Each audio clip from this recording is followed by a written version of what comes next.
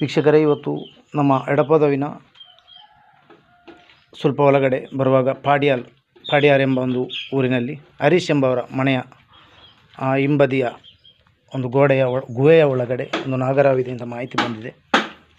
ನೋಡುವ ವೀಕ್ಷಕರೇ, ನೋಡಿ ಕಾಣಿಸುತ್ತಿರುವಂಥ ಈ ಗುಹೆಯ ಒಳಗಡೆ ನಾಗರವಿದೆ ಎಂದು ಹೇಳ್ತಾ ಇದ್ದಾರೆ. ನೋಡಿ ವೀಕ್ಷಕರೇ, ಭಾಳ ದೊಡ್ಡ ನಾಗರವು ಬಂದಿದೆ, ಕಾಣ್ತಾ ಇದೆ. ರಾಜಾ ಒಡೆ ಅಲ್ಲ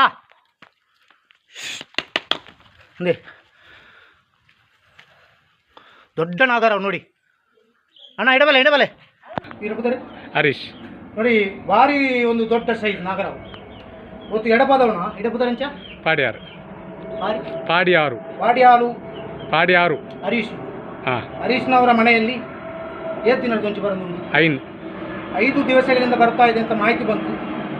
ಇವತ್ತು ಅಡ್ಡೂರಿನಿಂದ ಕೂಡಲೇ ಆಗಮಿಸಿದ್ದೇನೆ ನಾನು. ಭಾಳ ಒಂದು ದೊಡ್ಡ ನಾಗರವು ವೀಕ್ಷಕರೇ. ನನ್ನ ಸರ್ವಿಸ್ನಲ್ಲಿ 340ನೇ ನಾಗರವಾಗಿದೆ. Thank you. ಉಪ್ಪಿ ಉಂಡೆ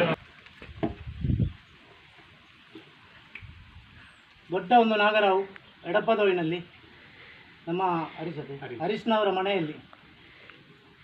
ಸರ್, ನಿಮಗೆ ಏನಾಗಿತ್ತು ಈ ನಾಗರವನ್ನು ನಾನು ಹಿಡಿದು ಬಂದಾಗ ಸಿಗ್ತದಾ ಇಲ್ವಾ ಅಂತ ಒಂದು ಏನಾದರೂ ಡೌಟ್ ಇತ್ತಾ? ಇಲ್ಲ, ನೀವು ಹಿಡಿತೀರ ಅಂತ ಒಂದು ನಮಗೆ ವಿಶ್ವಾಸ ಇಲ್ಲ. ಖಂಡಿತ. ನೀವು ನನ್ನ ವಿಡಿಯೋ ನೋಡಿದ್ದೀರಿ? ನೋಡಿದ್ದೆ. ನೋಡಿ, ನಾವು ನಾಗರವನ್ನು ಹಿಡಿದದ್ದು, ಇದರ ದೋಷ ಹಿಂದೂ ಆಗಲಿ ಮುಸ್ಲಿಂ ಆಗಲಿ ಕ್ರೈಸ್ತನ ಆಗಲಿ ಎಲ್ಲರಿಗೂ ಇರ್ತದೆ. ಇದನ್ನು ಸುರಕ್ಷಿತವಾಗಿ ಅರಣ್ಯ ಇಲಾಖೆ ಬಿಡುವುದು ನಿಮ್ಮೆಲ್ಲರ ಜವಾಬ್ದಾರಿ. ಓಕೆ, ಫೋನ್ ಮಾಡಿ ತರಬೇತಿ.